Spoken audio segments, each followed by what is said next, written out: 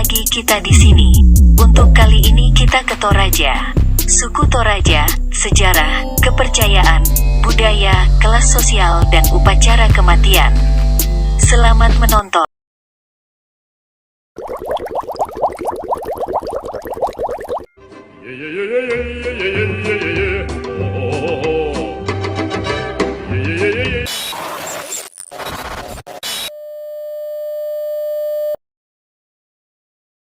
Orang-orang Toraja adalah etnis yang umumnya tinggal di pegunungan bagian utara di Provinsi Sulawesi Selatan.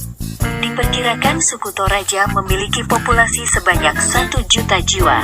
Tidak semua kelompok masyarakat Toraja bermukim di tanah Toraja, melainkan sekitar 500.000 jiwa tinggal dan tersebar di Kabupaten Tanah Toraja, Kabupaten Toraja Utara, dan Kabupaten Mamasa. Sedangkan sebagian lainnya telah tersebar ke berbagai daerah di Indonesia. Asal kata Toraja berasal dari bahasa Bugis, yaitu Turiaja. Kata tersebut memiliki arti orang yang berdiam di negeri atas. Nama Toraja diresmikan sebagai nama suku pada tahun 1909 oleh pemerintah kolonial Belanda. Kepercayaan suku Toraja sebelum abad ke-20, suku Toraja menganut kepercayaan animisme dan sama sekali tidak tersentuh oleh dunia luar.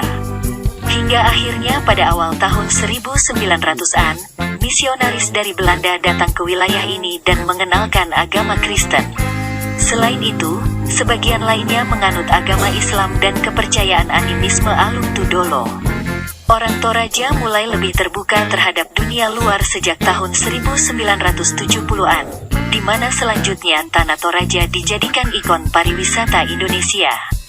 Kemudian pada tahun 1900-an suku Toraja juga mengalami transformasi budaya, yaitu dari masyarakat dengan kepercayaan tradisional dan agraris, menjadi masyarakat beragama Kristen dan bermata pencaharian dengan mengandalkan sektor pariwisata. Sejarah suku Toraja. Asal-usul orang Toraja ialah dari Teluk Tonkin yang terletak di antara Cina Selatan dan Vietnam. Pada awalnya, nenek moyang suku Toraja mendiami wilayah pantai di Sulawesi sebelum akhirnya berpindah ke dataran tinggi.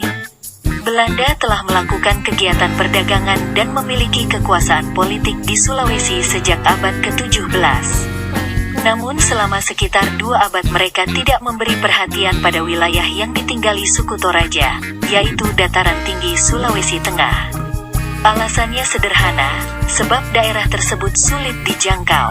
Selain itu, tidak terdapat banyak lahan produktif yang dapat dioleh dan memberikan keuntungan. Hingga kemudian pada akhir abad ke-19, agama Islam mulai menyebar pesat di Sulawesi Selatan. Kolonial Belanda pun mulai khawatir dengan keadaan ini. Mengetahui mayoritas suku Toraja masih menganut kepercayaan tradisional, Belanda melihat hal ini sebagai kesempatan untuk melakukan kristenisasi di Toraja. Selanjutnya, pada tahun 1920-an Belanda memulai proses tersebut. Pada awalnya, misionaris Belanda mendapat perlawanan dari anggota masyarakat Toraja, terutama karena Belanda menghapus sistem perbudakan di mana pada saat itu menguntungkan orang-orang pribumi. Mengenai penghapusan perbudakan tersebut Belanda memberi dampak positif, akan tetapi mereka juga menggunakan cara lain seperti pemindahan paksa orang Toraja ke dataran rendah agar lebih mudah dikontrol. Sejarah inilah yang menjadi awal penyebaran suku Toraja. Pada masa itu, Belanda juga menetapkan pajak yang sangat tinggi untuk menggerogoti kekayaan masyarakat Toraja. Dengan segala upaya suku Toraja saat itu tetap berpegang dan mempertahankan kepercayaan dan adat istiadat mereka.